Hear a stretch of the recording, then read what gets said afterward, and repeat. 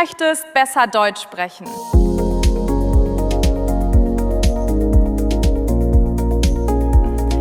Sprechen ist wie Tanzen. Man lernt es nicht, indem man darüber nachdenkt. Man lernt es, indem man tanzt. Ja, und was nun? Ich habe keinen Tanzpartner. Egal. Ich geniere mich. Kein Problem. Ich habe kein Taktgefühl. Das kann man lernen. Aber alleine? Also, du bist schon etwas seltsam. Gestern hat dich jemand auf Deutsch etwas gefragt. Wie war dein Wochenende? Und dein Gehirn macht eine Pause. Die Wörter sind irgendwo, du weißt das, aber sie kommen nicht heraus.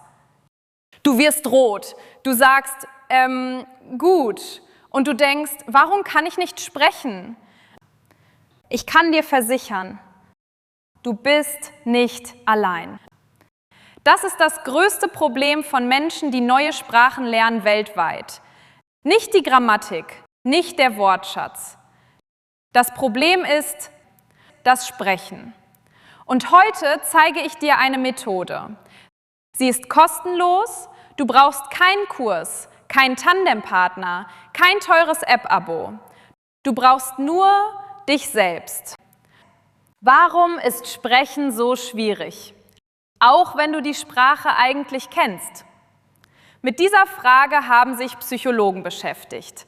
Wenn wir lesen oder hören, ist unser Gehirn in einem Empfangsmodus. Wir nehmen Informationen auf. Das ist passiv und das ist relativ entspannt. Aber wenn wir sprechen, passieren 3 Dinge gleichzeitig. Erstens, wir müssen an den Inhalt denken. Was will ich sagen? Zweitens, wir müssen die Sprache produzieren. Wie sage ich das auf Deutsch? Welches Verb? Welcher Kasus? Drittens, wir sind nervös. Macht das Sinn? Lachen die anderen? Das nennen Linguisten Cognitive Overload. Auf Deutsch kognitive Überlastung. Dein Gehirn ist einfach voll. Und es gibt noch ein zweites Problem. Mangel an Praxis. Das erklärt viel, oder? Die gute Nachricht, es gibt einen Weg, diese Stunden schnell zu sammeln. Ohne Kurs, ohne Partner, jeden Tag, überall. Die Methode heißt Self-Talk, auf Deutsch Selbstgespräche. Ich höre schon eure Gedanken. Mit mir selbst sprechen? Das machen nur verrückte Menschen. Moment, lasst mich euch etwas zeigen. Der Psychologe Lew Vygotsky, ein russischer Forscher aus den 1920er Jahren, beobachtete, dass Kinder ständig mit sich selbst sprechen. Sie sagen Dinge wie, wo ist mein Stift? Ah, hier ist er. Jetzt male ich ein Haus. Oh nein, das Dach ist schief. Vygotsky nannte das Private Speech, privates Sprechen.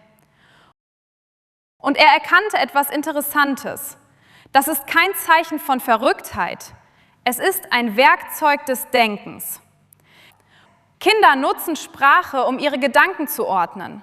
Wir Erwachsene machen das immer noch, nur meistens still in unserem Kopf.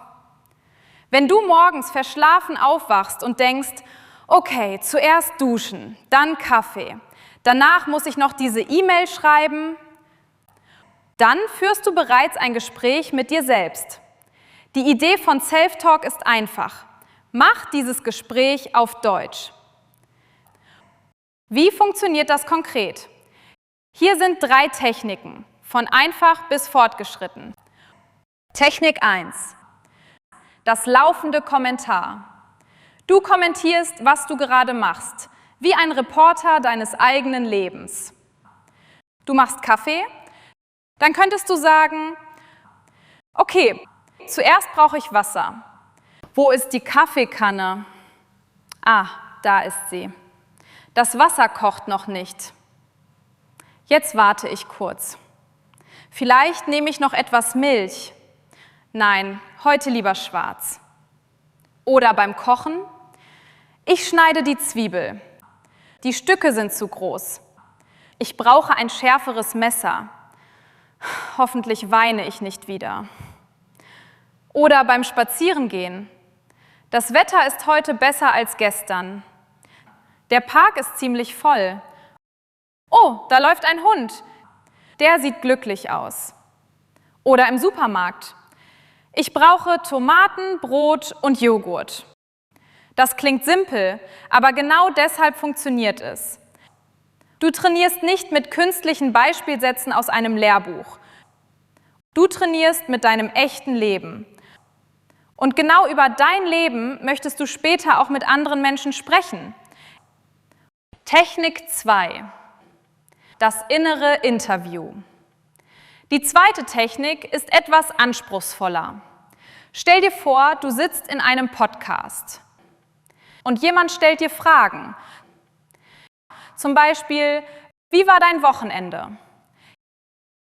Mein Wochenende war eigentlich ziemlich entspannt. Am Samstag habe ich lange geschlafen, weil ich die ganze Woche viel gearbeitet habe. Danach bin ich mit Freunden essen gegangen. Das Restaurant war gut, aber ein bisschen teuer. Oder: Warum lernst du Deutsch? Ich lerne Deutsch, weil ich in Deutschland arbeiten möchte. Außerdem interessiere ich mich für die Kultur. Und ehrlich gesagt mag ich die Herausforderung. Oder: Wenn du morgen im Lotto gewinnen würdest, was würdest du tun? Zuerst würde ich wahrscheinlich reisen. Danach würde ich... Die Frage selbst ist nicht wichtig. Wichtig ist, dass du lernst, Gedanken spontan in deutsche Sätze zu verwandeln. Kein Korrekturdruck, kein Lehrer, kein Publikum, nur du und deine Stimme. Und genau hier passiert etwas Interessantes. Du hörst auf, einzelne Wörter zu suchen. Du beginnst, ganze Gedanken auf Deutsch auszudrücken. Das ist ein wichtiger Schritt, um flüssiger Deutsch zu sprechen. Technik 3: Die Debatte mit dir selbst. Das ist die fortgeschrittene Version. Du nimmst ein Thema und verteidigst beide Seiten. Zum Beispiel: Sollten Handys in der Schule verboten werden? Zuerst die Pro-Seite. Ja, ich denke, Handys sollten verboten werden. Viele Schüler lassen sich dadurch ablenken. Sie konzentrieren sich weniger auf den Unterricht und verbringen zu viel Zeit auf sozialen Medien. Dann wechselst du die Seite. Andererseits können Handys auch nützlich sein. Man kann Informationen recherchieren, Lern-Apps benutzen oder mit den Eltern kommunizieren. Oder: Sollte man im Ausland leben? Ist künstliche Intelligenz eher eine Chance oder eher ein Risiko? Je länger du diskutierst, desto häufiger musst du spontan reagieren. Und genau das passiert später auch in echten Gesprächen. Deshalb ist diese Technik ein hervorragendes Training für B2-Prüfungen, Vorstellungsgespräche und Diskussionen im Alltag. Die größte Barriere beim Sprechen ist für die meisten Menschen Angst. Angst vor Fehlern, Angst vor Urteilen. Self-Talk löst dieses Problem elegant. Warum? Weil du allein bist. Es gibt keine Zuschauer. Du kannst Fehler machen. Kein Problem. Du kannst neu anfangen. Kein Problem. Du bist dein eigener, freundlicher Gesprächspartner. Mit der Zeit sinkt die Angst auch in echten Gesprächen, weil du Erfahrung hast, weil du weißt, ich kann das. Ich habe es schon 100-mal gemacht. Und genau das macht diese Methode so wertvoll. Aber hier möchte ich etwas Wichtiges sagen. Self-Talk ist kein Ersatz für echte Gespräche. Und das soll es auch gar nicht sein. Wenn dein Ziel ist, fließend Deutsch zu sprechen, dann musst du irgendwann mit echten Menschen sprechen. Mit Freunden, mit Kollegen, im Sprachkurs, mit dem Nachbarn, mit dem Barista im Café, mit wem auch immer. Denn Sprache ist Kommunikation.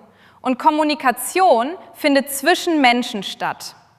Self-Talk ersetzt diese Erfahrung nicht.